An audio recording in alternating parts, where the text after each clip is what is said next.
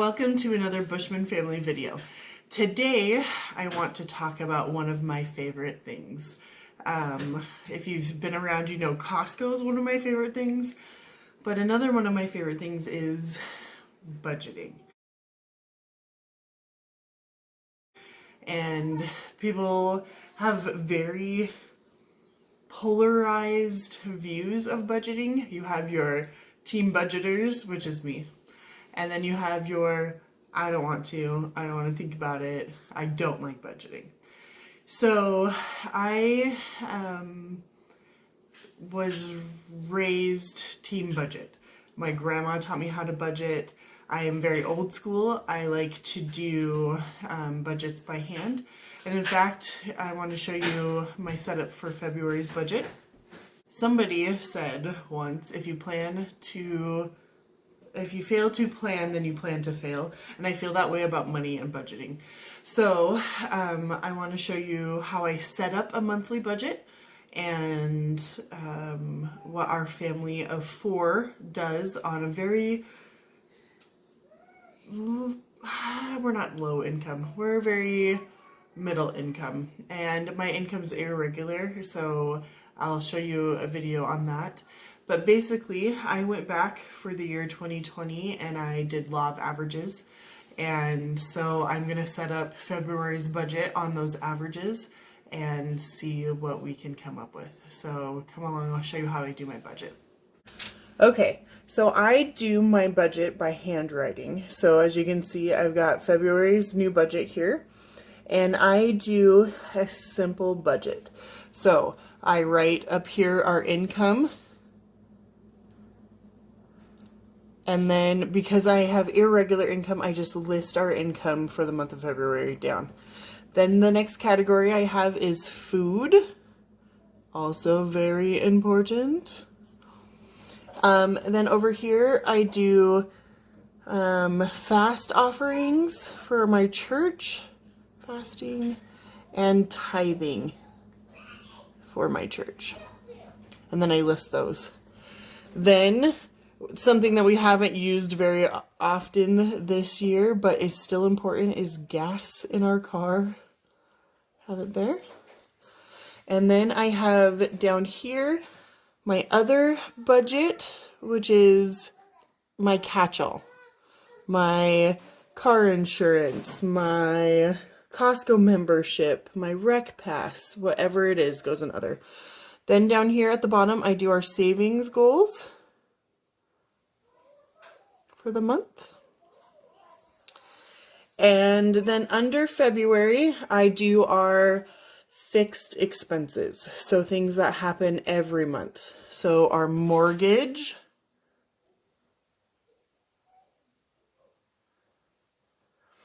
our utilities,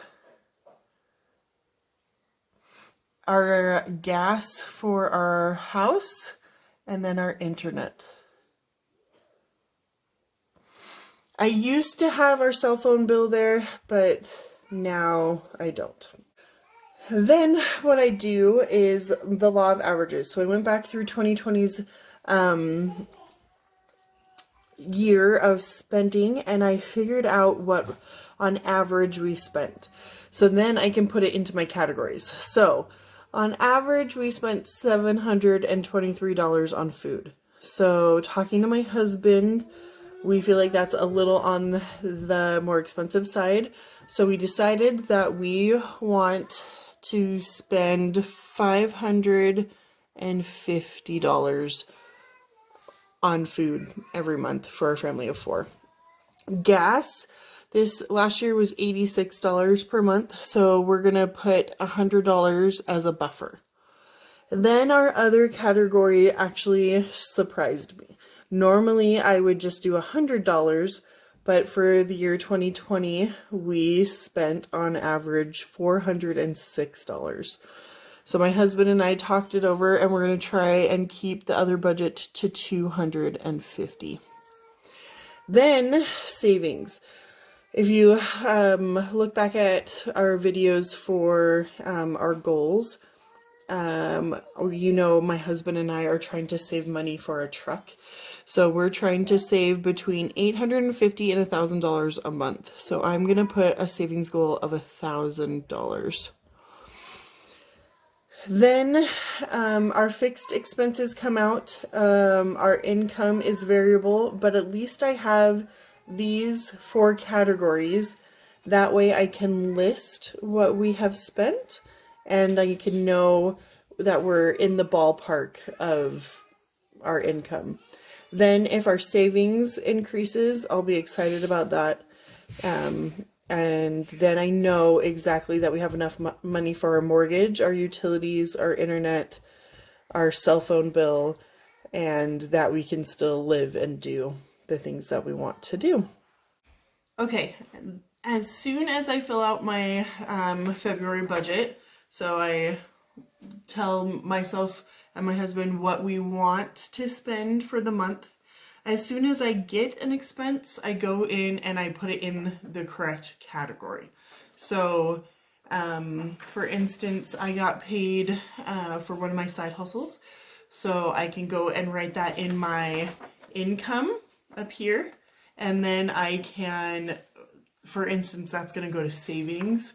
So I do savings after I pay some tithing off. Oh, tithing's over here. Everything is backwards. Anyway, the thing that I also do is, because I write it by hand, I'm very much a paper and pen kind of person. It is very easy for me to track my expenses. One other thing that my husband and I have done, because we are debt-free besides our mortgage, is that we have credit cards. So I have had a credit card since, it's been 10 years.